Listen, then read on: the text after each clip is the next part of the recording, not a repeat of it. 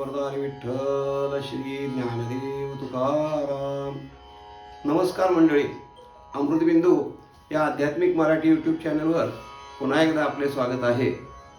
आजच्या चिंतनाचा श्लोक असा आहे: मना सज्जना एक जीवी धरावे, जनी आपुले हित तुवा करावे, रघुनायका विन बोलू नको, मना मानसी तो निज ध्यास राहो. श्रीराम. मंडळी, समर्थ या श्लोकामधून पुन्हा एकदा मनाला सज्जन अशी उपाधी देतात. परत मनाला सज्जना असं म्हणतात. आतापर्यंतच्या बऱ्याच श्लोकामधून मनाला सज्जना सज्जना सज्जना असं समर्थांनी म्हटलं. त्याची अनेक कारणं आपण पाहिली की का मनाला सज्जना म्हणतात. त्याची वेगवेगळी कारणं पाहिली. अजून एक कारण आपल्याला मंडळी पाहता येईल असं की समर्थ मनाला सज्जना का म्हणतात. इतर बऱ्याच जणांनी मनाला दोष दिलेले आहेत. मन वाईट आहे, मन असं आहे, मन तसं आहे असं म्हटलेलं आहे. परंतु इथं सज्जना समर्थ जे म्हणतात त्याचं आणखीन एक कारण आपल्याला असं पाहता येईल. एक उदाहरण सांगतो आपल्याला, म्हणजे लक्षात येईल. एका गावामध्ये एक ज्ञानेश्वरी पारायण मंडळ. त्या ज्ञानेश्वरी पारायण मंडळानं असा एक उपक्रम त्या ठिकाणी ठरवला की ते मंडळ ज्ञानेश्वरी पारायण करता करता समाजकार्यही करणारं मंडळ होतं. समाज सुधारणा झाली पाहिजे, गावात सुधारणा झाली पाहिजे अशा विचाराचं ते सांस्कृतिक धार्मिक मंडळ होतं. त्या ज्ञानेश्वरी पारायण मंडळानं एक असं ठरवलं की गावातल्या प्रत्येक वारकऱ्याला असं सांगितलं की बाबांनो, आपण यावर्षी एक माझा भाऊ अशी एक योजना उपक्रम राबवूया. यामध्ये काय करायचं तर प्रत्येक वारकऱ्याने आपल्यासोबत येताना आपल्या ओळखीचा, आपल्या परिचयाचा किंवा आपल्या नात्यातला एक व्यसनी मनुष्य असेल त्याला आपण या ठिकाणी पारायणात घेऊन यायचं. मग त्याला समजावून सांगून आणा किंवा कोणत्याही पद्धतीनं तुम्हाला जे शक्य होईल तसं एक माझा भाऊ हा उपक्रम राबवा असं सांगितलं. तेव्हा गावातले सर्व वारकरी तयार झाले. कारण प्रत्येकाच्या ओळखीचा निदान एखादा किंवा एखादा नात्यातला म्हणा कोण ना कोणतरी व्यसनी मनुष्य होताच. आणि त्या पारायण मंडळाने काय केलं, त्या प्रत्येक वारकऱ्याने आणलेला एक एक व्यसनी मनुष्य त्या सगळ्यांचा गुलाबाचं फुल आणि नारळ देऊन सत्कार केला. त्यांचा सत्कार काय म्हणून केला तर पारायण मंडळाने असं जाहीर केलं की ही जी सगळी माणसं आहेत यावर्षी आपण सत्कार करतो आहोत, ही व्यसनाच्या अधीन झालेली माणसं आहेत, यांना वाईट सवय लागलेली माणसं आहेत. पण आम्ही अशी खात्री देतो की ही माणसं खूप चांगली आहेत, खूप सज्जन आहेत, खूप क्रिएटिव्हिटी असणारी माणसं आहेत आणि पुढच्या वर्षीच्या पारायणापर्यंत ह्यापैकी सगळेजण त्या ठिकाणी आपली व्यसनं सोडून गावाच्या सुधारण्याच्या उपक्रमाला लागतील, भक्ती मार्गाला लागतील अशी आम्हाला गॅरंटी वाटते. म्हणून आम्ही या सर्वांचा सत्कार करीत आहोत असं म्हणून त्या सर्व व्यसनी माणसांचा सत्कार पारायण मंडळानं केला. मंडळी, त्याचा परिणाम असा झाला की जी दुर्व्यसनी माणसं होती, दुर्वर्तनाची माणसं होती, त्यांच्या स्वतःच्या मनामध्ये लाज वाटायला लागली की आपल्याला एवढ्या पवित्र असणाऱ्या ज्ञानेश्वरी पारायणामध्ये आपला सत्कार केला. विचार करायला गेलो तर आपल्याला सगळं गाव ठोकरत होतं, आपल्याला सगळे तिरस्कार करत होते. परंतु एवढ्या चांगल्या ठिकाणी आपला सत्कार झाला तेव्हा आपली काही जबाबदारी, आपण सुधारलं पाहिजे. मंडळी, त्यातली 60% माणसं पुढच्या वर्षीपर्यंत निर्व्यसनी झाली. किती चांगलं यश आलं त्या कार्याला. ह्याच्या पाठीमागचं मानसशास्त्र असं आहे मंडळी की आपण एखाद्याला नुसतंच वाईट वाईट वाईट वाईट वाईट जर म्हणत राहिलो तर तो आहे त्यापेक्षा अति वाईट बनतो. आपल्याला एक उदाहरण सांगतो. पद्मनाभ संप्रदायाचे प्रवर्तक श्री पद्मनाभ स्वामी यांचं जीवन असं होतं की ते परमार्थाच्या एक उच्च अधिकाराला पोचलेले महात्मे होते. आणि त्याने असा विचार केला की परमार्थ हा सज्जनांच्या मध्ये रुजवणं फार अवघड नाही. सज्जन माणसं परमार्थिक आहेतच, परंतु जे तळागाळातले आहेत, हीनदीन आहेत, जे व्यसनी आहेत, दारुडे आहेत, त्यांच्यामध्ये परमार्थ रुजवावा म्हणून त्या लोकांच्या मध्ये त्यांनी कार्य केलं. आणि त्या लोकांना चांगल्या मार्गाला आणण्यासाठी या महात्म्यानं खूप मोठे प्रयत्न केले. हे कार्य खरंच महत्वाचं आहे. ह्याच्या पाठीमागची एकच गोष्ट अशी आहे की त्या मनाला किती जरी दुर्गुणिती असलं तरी त्याला सतत सज्जना सज्जना सज्जना सज्जना म्हणून त्याला चांगल्या मार्गावर आणायचं.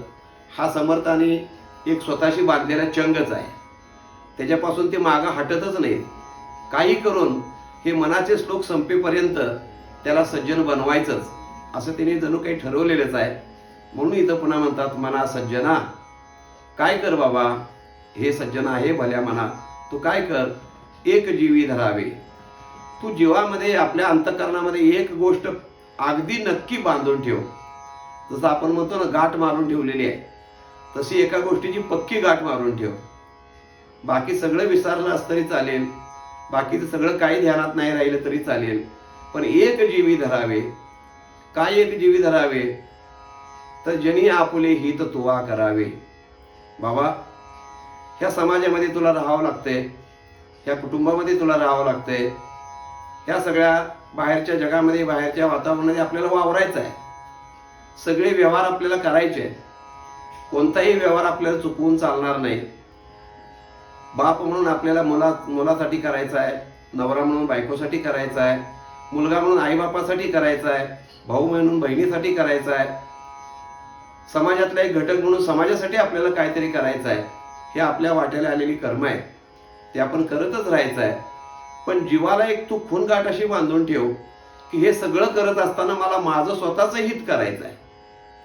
त्या स्वतःच्या हितापासून मला परावृत्त व्हायचं नाही आहे. मनुष्यानं सगळं केलं आणि आत्महित जर नाही करून घेतलं तर ते सगळं केलेलं निरर्थक आहे. कारण ज्यांच्याकरता करावं ते आपलं हित करणारे नाही आहे.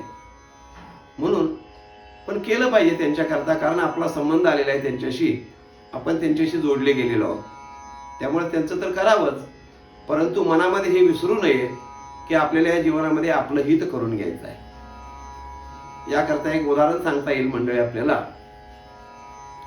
एखाद्या मुलीचं लग्न ठरतं. लग्न ठरत असताना ते लग्न ठरण्याच्या अगोदर ती मुलगी आईबापाच्या घरामध्ये पूर्णपणे त्या ठिकाणी एकरूप झालेली असते, रममाण झालेली असते. त्या घरातल्या सगळ्या घटना, त्या घरातली सगळी सुखदुःख, त्या घरातले फायदे तोटे, ह्या सगळ्याशी तिची मनाची गुंतवणूक झालेली असते, गुंतलेली असते ती. परंतु जशा लग्नाच्या याद्या होतात, साखरपुडा होतो आणि लग्नाला पुढे 2 महिने अवकाश असतो, त्या ज्या उरलेले 2 महिने आहेत, त्या 2 महिन्यामध्ये त्या मुलीच्या मानसशास्त्राचा जर आपण विचार केला तर मंडळी आपल्याला असं लक्षात येतं की घरात कोणतीही घटना घडली माहेरच्या, तर ती मुलगी म्हणते, जाऊ दे, आपल्याला इथं कुठे जास्त राहायचं आहे, आपलं घर आता ते आहे, आपण आता तिथल्या सुखदुःखाशी एकरूप झालं पाहिजे, ते आपलं खरं घर आहे, तिथं आपलं खरं हित आहे. इथं आता काय का होईना तेवढ्यापुरतं ते दाखवण्याकरता असते त्या घरामध्ये, परंतु सगळं मनाची खुणगाठ बांधलेली असते, ती सासरच्या घराची बांधलेली असते. हे जसं त्या मुलीचं असणारं मानसशास्त्र आहे. ज्ञानेश्वर महाराजांनी हे सगळं मानसशास्त्र कुठं शिकलं आपल्याला माहिती नाही, म्हणून उपदचाच ज्ञानी हे वर्म जाणोनी असं ज्ञानेश्वर माऊलीबद्दल वर्णन करताना म्हटलेलं आहे. खरा संन्यासी मनुष्य, सर्वसंग परित्याग केलेला मनुष्य ज्ञानोबराय खरे, परंतु हे मानसशास्त्र कधी ज्ञानोबरायांनी बघितलं काय माहिती. ज्ञानोबराय म्हणतात, जैशी केळवली नवरी, म्हणजे साखरपुडा झालेली नवरी जशी लग्न होईपर्यंत माहेरात असते, फक्त असते म्हणायला असते, पण तिचं स्वतःचं मन मात्र तिथंच स्वतःच्या त्या ठिकाणी असणाऱ्या पतीच्या ठिकाणी, त्या ठिकाणी गुंतलेलं जसं असतं.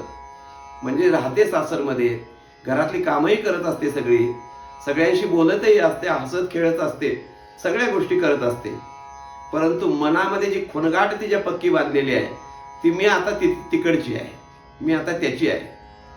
समर्थ म्हणतात, हीच खुणगाठ आपण मनामध्ये आपल्या कायम अशा प्रकारची बांधून ठेवली पाहिजे की आपलं हित आपल्याला स्वतःला करायचं आहे. आणि ते हित कोणतं असेल तर समर्थ पुढे सांगतात, रघुनायका विन बोलू नको हो. रामाशिवाय काही बोलूच नकोस तू. बोलूच नकोस याचा अर्थ, बोलणे या शब्दाचा अर्थ प्रत्यक्ष तोंडाने बोलणे असा घ्यायचा नाही, तर रामाशिवाय दुसरा काही कशाचा विचारच करू नकोस. राम हाच जीवाचा विसावा आहे, राम हेच आपलं खरं आत्महित करणारा आहे, एवढं मनामध्ये तू पक्क ठेव. रघुनायका विन बोलू नको हो म्हणा. आणि त्या ठिकाणी मना मानती तो निज ध्यास राहो म्हणा. तुझ्या मनामध्ये तो निज ध्यास कायम राहिला पाहिजे. निज ध्यास कोणता, तर बाबा राम आणि आपण एकरूप आहोत, रामामध्ये आणि आपल्यामध्ये द्वैत नाही, आपण या मायेच्या कल्पनेनं, भ्रांतीनं, अज्ञानानं जीव म्हणून आपण रामापेक्षा वेगळे झालेलो आहोत, हे कायम आपल्या स्मरणात ठेवावं. आणि एक दिवस आपल्याला रामरायाच्या स्वरूपाशी एकरूप व्हायचं आहे, रामामध्ये आपल्याला लीन व्हायचं आहे एक दिवस. तो दिवस जोपर्यंत येत नाही तोपर्यंत ह्या जगातली सगळी ज्या नाटकातल्या भूमिका आहेत ते आपल्याला करत राहायचं आहे. आणि एक दिवशी आपल्याला रामरायाशी एकरूप व्हायचं आहे. याला निजध्यास म्हणतात. तो निजध्यास आपल्या अंतःकरणामध्ये कायम ठेव आणि त्याप्रमाणे त्या संसारामध्ये सगळी जरी कर्म तू करत राहिलास तरी त्या कोणत्याही कर्माची तुला बाधा होणार नाही. त्या कर्मापासून तू अलिप्त राहशील आणि अलिप्त राहिल्यामुळं अलिप्ततेमध्ये खरं सुख आहे, ते सुख तुला जीवनामध्ये मिळेल असं समर्थ आपल्या मनाच्या रूपकातून, मनाच्या माध्यमातून तुम्हा आम्हाला मंडळी बोध करतात. हा बोध अतिशय महत्त्वाचा आहे. तो नक्की आपण आचरणात आणण्याचा 1% जरी प्रयत्न केला तरी आपलं जीवन सुखी आनंदी झाल्याशिवाय निश्चितपणानं राहणार नाही. म्हणून आज तसा प्रयत्न आपण मंडळी जरूर करूया. मंडळी, चिंतन आपल्याला कसं वाटलं ते जरूर कळवा.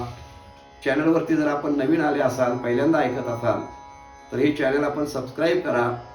याच्यावरती दररोज अपलोड केले जाणारे भाग आहेत ते आपण जरूर बघा. या पाठीमागेही आम्ही भाग अपलोड केलेले आहेत. जवळजवळ 53-54 भाग आपल्या या चॅनलवरती अपलोड आहेत आता सध्या. ते आपण आपल्या सवडीनुसार बघा. नक्की आपल्याला त्या ठिकाणी बोध हा संतांचा प्राप्त होईल. भेटूया मंडळी पुन्हा पुढच्या भागामध्ये. तोपर्यंत नमस्कार. रामकृष्ण.